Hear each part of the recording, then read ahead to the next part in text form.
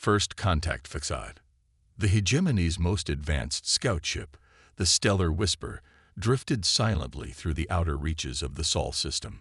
Captain Naira Ved watched the holographic display with all four of her eyes, each cybernetically enhanced to detect the slightest anomaly in the vacuum of space. The ship's quantum engines hummed at their lowest setting, making them virtually undetectable by any known civilization's standards. "Status report," she commanded, her crystalline voice barely above a whisper. "All stealth systems nominal, Captain." First Officer Kelvin responded, his tentacles dancing across the neural interface. The primitives' detection grid remains focused on their inner system. They appear completely unaware of our presence. Naira allowed herself a small gesture of satisfaction. The Hegemony had spent centuries perfecting their stealth technology. Even civilizations centuries ahead of Earth's apparent development level couldn't detect their scout ships. These humans, with their primitive radio telescopes and chemical rockets, stood no chance. "Begin deep scan of their military installations," she ordered. "The Council requires a complete tactical assessment before formal contact." The Stellar Whisper's quantum sensors reached out, prodding Earth's defenses with invisible tendrils of exotic particles. According to their preliminary scans, humanity had only recently mastered nuclear fission and had yet to establish a permanent presence beyond their moon. A textbook example of a pre-contact civilization. "Captain," the sensor officer's voice carried an unusual note of confusion. "I'm detecting some inconsistencies." Naira glided to the sensor station. "Explain." "Their satellite network." He hesitated. "The coverage patterns make no tactical sense. There are gaps that any military strategist would consider critical vulnerabilities. Yet these gaps appear deliberate. Perhaps they're simply incompetent," Kelvin suggested. "No," Naira's eyes narrowed. "Incompetence has patterns of its own. This is different." She studied the holographic display, something nagging at the edges of her tactical training. "Run a temporal analysis of their orbital deployment patterns over the past 50 years. The computer compiled the data, showing the evolution of Earth's satellite network. Naira's upper eyes widened slightly. "There. Do you see it? The gaps maintain consistent geometric ratios, despite the apparently random deployment of new satellites." The sensor officer noted with growing unease. "Precisely. Not even our most advanced AI could maintain such perfect imperfection through random chance." Naira's lower eyes focused on Earth's night side, watching the pattern of city lights. "Everything about their development follows our classification metrics exactly. Too exactly." A sudden alarm pierced the bridge's quiet atmosphere. "Captain." Massive energy spike detected near Jupiter's orbit. Before Naira could respond, space itself seemed to ripple. A massive structure simply appeared, as if it had always been there, its surface geometric patterns shifting in ways that hurt the eyes. "Impossible," Kelvin whispered. "Our sensors would have detected any construction of that size." Hegemony vessel Stellar Whisper. A transmission cut through their supposedly unbreakable encryption. "This is Jupiter Defense Command. We've been expecting you." Naira felt a chill run through her cybernetic enhancements. The voice was calm, professional, and speaking perfect Hegemony standard. "Your stealth systems are impressive," the voice continued. "Early 22nd century design, if I'm not mistaken." The quantum wake distortion was a particularly nice touch. However, you might want to account for gravitational microsignatures in the future. They're quite distinctive once you know what to look for. "How?" Naira began, but the human interrupted. "Captain Ved, we understand you're here to assess Earth's readiness for contact. We'd be happy to provide a more accurate demonstration of our capabilities. That is, if the Hegemony is prepared to engage with us as equals rather than primitives to be uplifted." As the implications sank in, Naira realized that humanity hadn't just achieved technological parity with the Hegemony. They'd surpassed them so thoroughly that they could afford to hide their true capabilities behind a facade of primitive development. Additionally, the human added, almost as an afterthought. You might want to check your quantum core containment.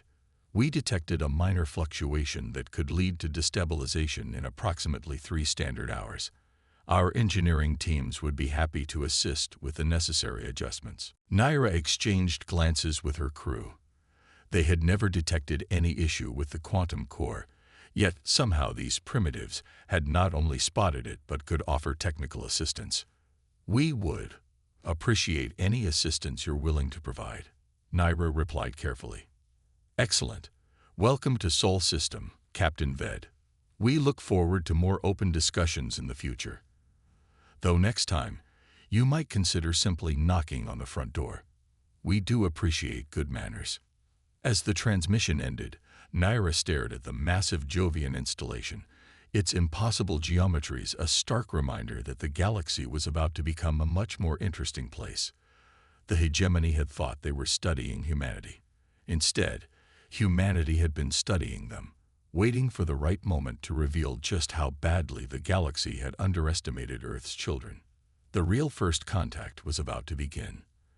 And this time, humanity would be writing the rules of engagement. The chess game.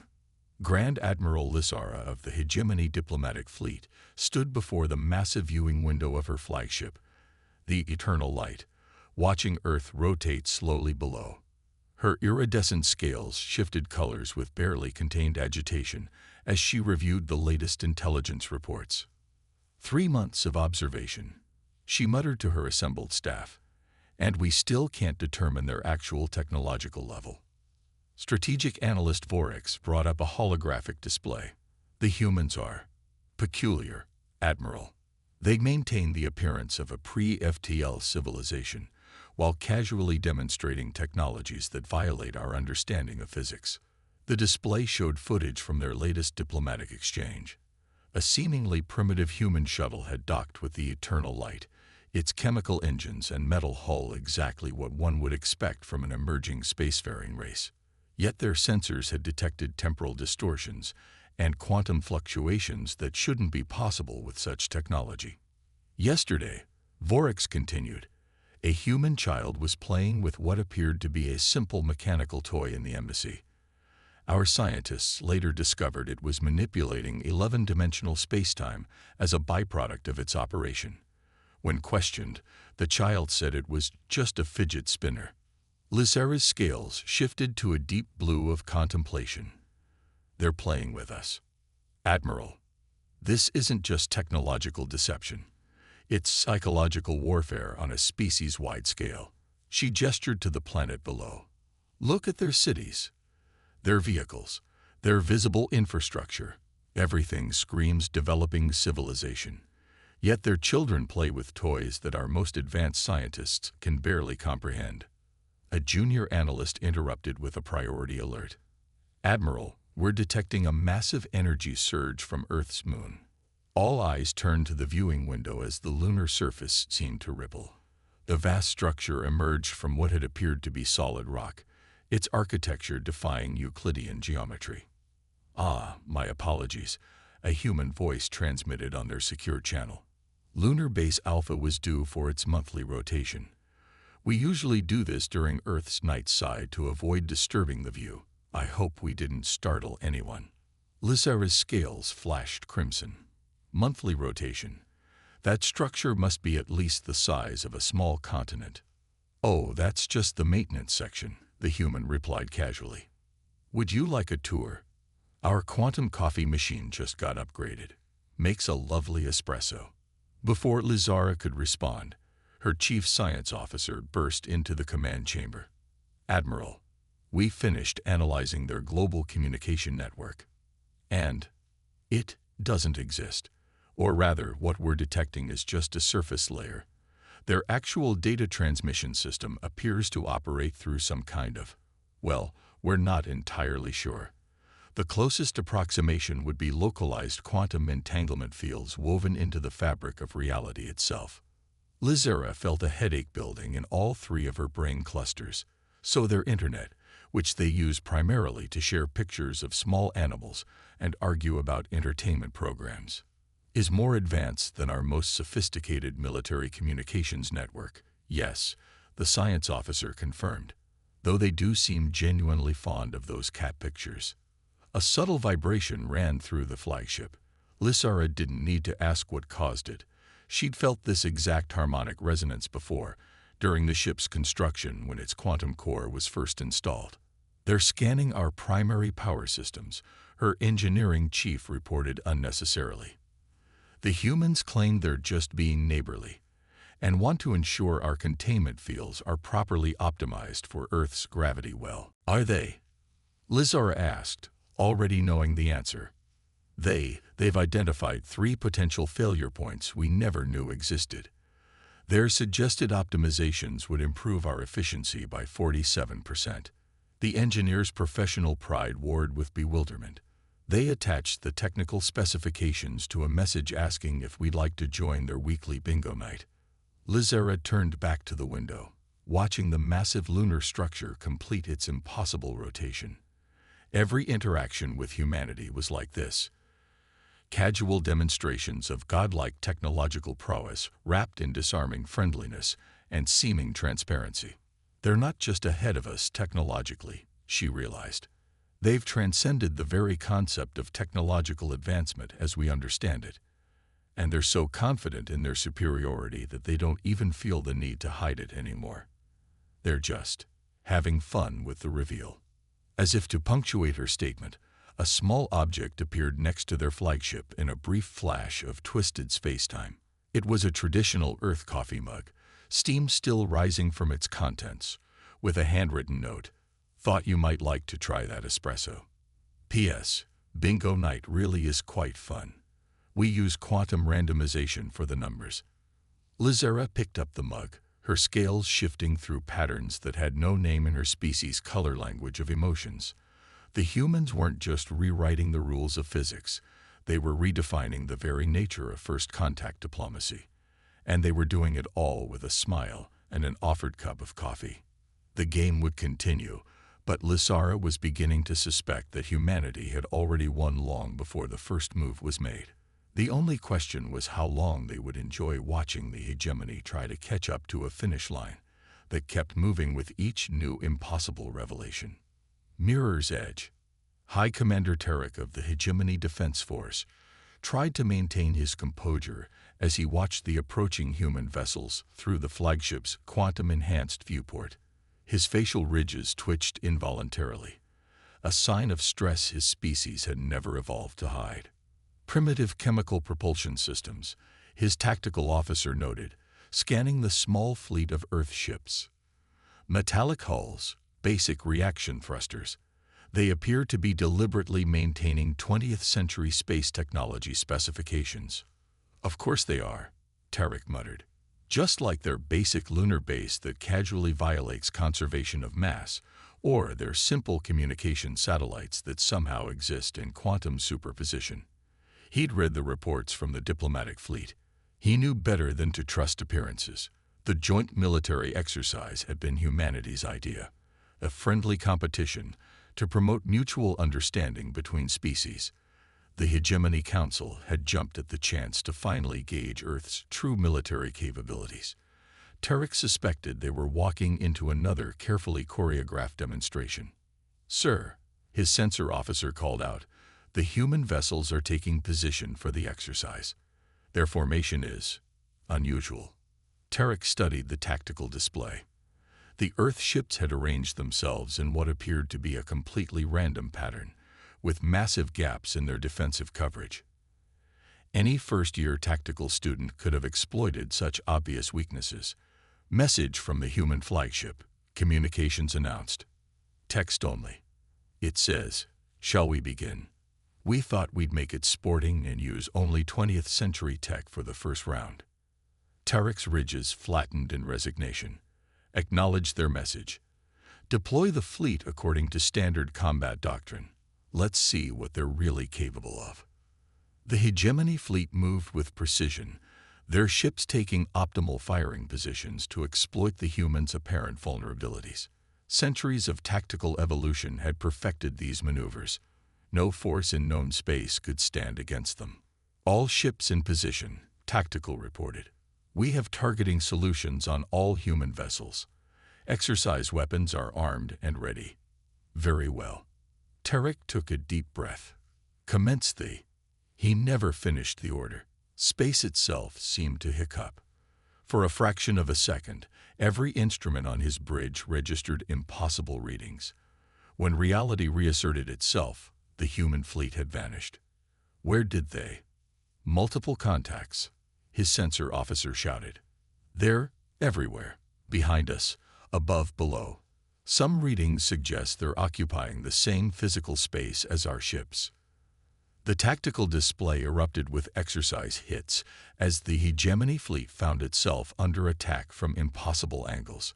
Human vessels phased through solid matter, split into multiple copies, appeared and disappeared faster than sensors could track. Message from Earth flagship, communications reported, their voice shaky. Too predictable, Commander. Would you like to see what we can do with 21st century technology now? Before Tarek could respond, space twisted again. This time, he watched in awe as the human ships simply ignored the laws of physics. They moved like schools of fish through water, except the water was the fabric of space-time itself. Each vessel left ripples in reality, creating patterns that his tactical systems identified as both weapons fire and defensive screens simultaneously. Sir, Tactical's voice cracked. They're not using weapons at all. The exercise hits, they're side effects of their propulsion systems. The space-time distortions themselves are registering as weapon impacts. Tarek understood then. The humans weren't fighting them. They were dancing. Each impossible maneuver was a demonstration of mastery over fundamental forces his people had thought immutable. Their ships weren't vessels of war, but artists' brushes, painting with the quantum foam of reality itself. Another message, Commander. Would you like to try something a bit more challenging? We've been developing some interesting ideas about four-dimensional combat tactics. A junior officer spoke up, voicing the thought they were all sharing. They consider this basic, elementary. What in the void do they consider advanced? As if in answer, one of the human ships performed what could only be described as a ballet move through 6 dimensions at once, leaving afterimages that spelled out, "Just wait until we show you our actual military technology," in perfect Hegemony script. Tarek sank into his command chair, his ridges now perfectly smooth, the expression his species wore when accepting the inevitable. Send to Earth Command. We would be honored to observe your more advanced demonstrations. The response came back immediately. Wonderful. We'll start with something simple. Have you ever wondered what happens when you fold space-time into a Mobius strip and use it as a slip and slide? As Tarek watched his finest fleet reduced to a bewildered audience for what the humans apparently considered a casual physics demonstration, he couldn't help but admire their style. They hadn't just surpassed the hegemony militarily. They transcended the very concept of warfare, turning it into an art form that doubled as the galaxy's most elegant physics lesson. The next few hours would fundamentally change the hegemony's understanding of both combat and reality itself.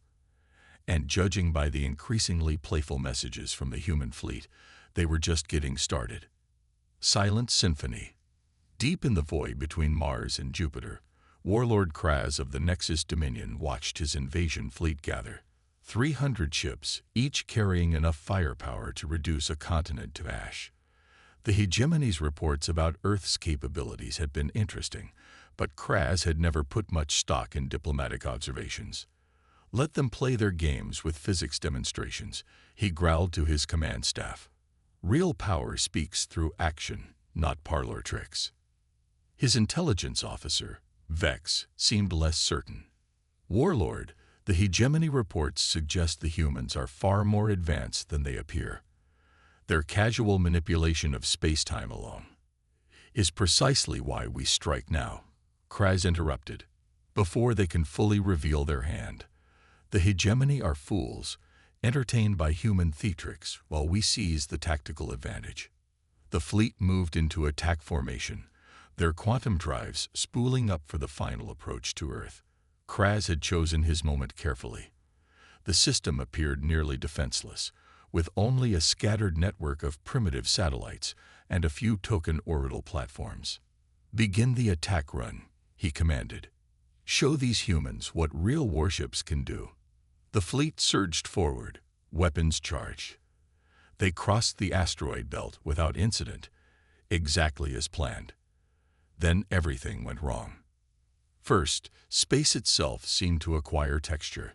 Vex's instruments reported impossible readings, as if reality had suddenly developed grain, like wood or crystal.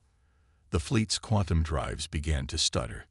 "Some kind of defense field," Kraz demanded. "No." Vex's voice was barely a whisper. "The humans. They've weaponized physics. The fundamental constants of the universe are changing around us." Before Kraz could respond, a transmission cut through every frequency simultaneously. "Nexus Dominion vessels. This is Earth Defense Command. You are attempting to enter a restricted space-time locale without authorization.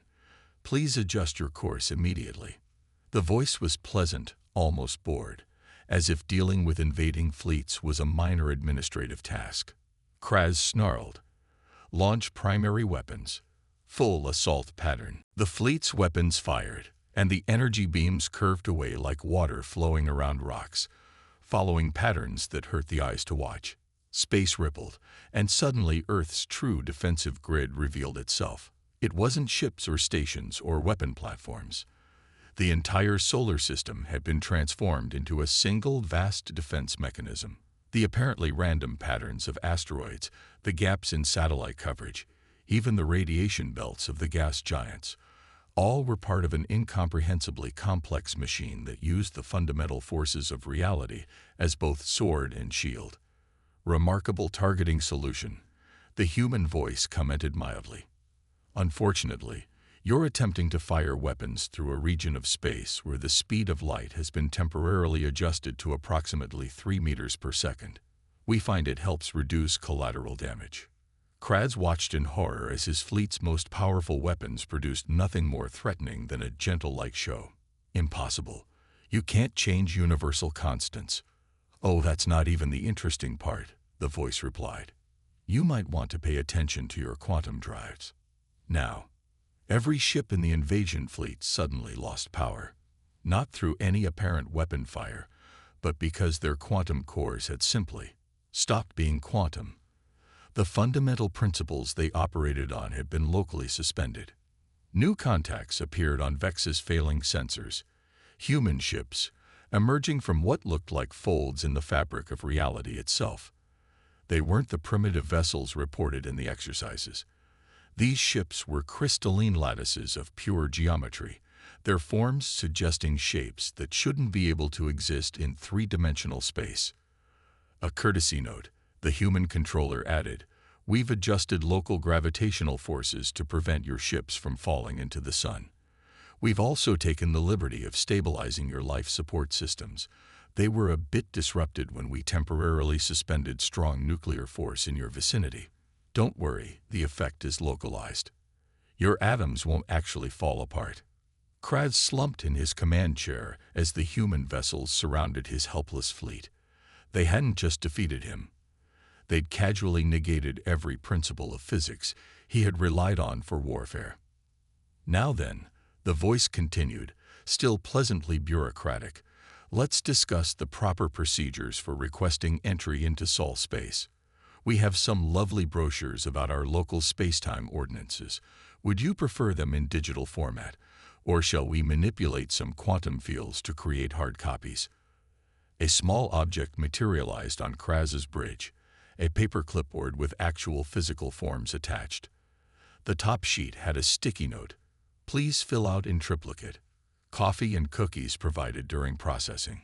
Warning: attempting to invade Sol space without proper permits may result in temporary localized violations of fundamental physics. Have a nice day."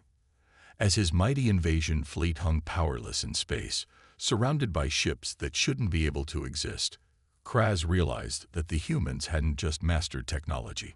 They'd moved so far beyond it that they could treat the laws of physics themselves as suggestions rather than rules. And they did it all with the casual efficiency of office workers processing paperwork. The galaxy would never be the same. And somewhere on Earth, Kraz suspected, a bureaucrat was already filing his failed invasion under minor traffic violations. Evolution's children. The observation deck of the International Science Station hung in geosynchronous orbit above Earth, its transparent walls seemingly made of nothing at all. Dr. Sarah Chen, Earth's chief of sinological relations, sat across from Supreme Observer Nalek of the Galactic Council, watching the aliens' expressions shift through colors she hadn't even known were possible. So you see, Sarah continued, sipping her quantum-stabilized tea, humanity never really had a choice about developing differently from other species. Nalek's crystalline form refracted light in patterns of confusion. But your achievements, the manipulation of fundamental forces, the casualness with which you violate what we thought were universal laws, were born of necessity, Sarah finished. Think about it. We evolved on a death world by galactic standards. Our gravity is crushingly high, our atmosphere corrosive, our biosphere filled with deadly microorganisms. We developed technology not because we wanted to advance, but because we had to survive. She gestured at the Earth below, its surface a tapestry of lights and colors that existed in more dimensions than the human eye could see.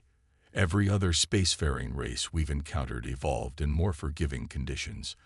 They developed technology in a linear fashion, building upon each discovery systematically. But humans, we had to think sideways from the very beginning. Sideways. Nalek's translation matrix struggled with the concept. Sarah smiled. When conventional physics says something is impossible, humans don't accept that as an answer. We look for loopholes. We question basic assumptions. We ask why not, instead of why. It's not just scientific method. It's survival instinct. She waved her hand, and the space between them filled with holographic images, Earth's history of technological development. Look here. While other species were carefully developing quantum theory, we were trying to figure out how to survive our own immune systems. While the galaxy was perfecting FTL travel, we were wondering why reality itself couldn't be negotiated with. Negotiated with? Nalek's form sparkled with disbelief. It's a very human approach, Sarah laughed. We looked at the laws of physics and decided they were more like guidelines, really. Suggestions that could be worked around with sufficient creativity and coffee. The images shifted, showing humanity's first tentative steps into space. We knew we were doing everything wrong by conventional standards. Our solutions were messy, improvised, often seemingly impossible. But they worked. And because we never learned to respect the supposed limitations of reality, we never stopped pushing boundaries that other species considered absolute. Nalek absorbed this, their crystalline structure harmonizing with thought.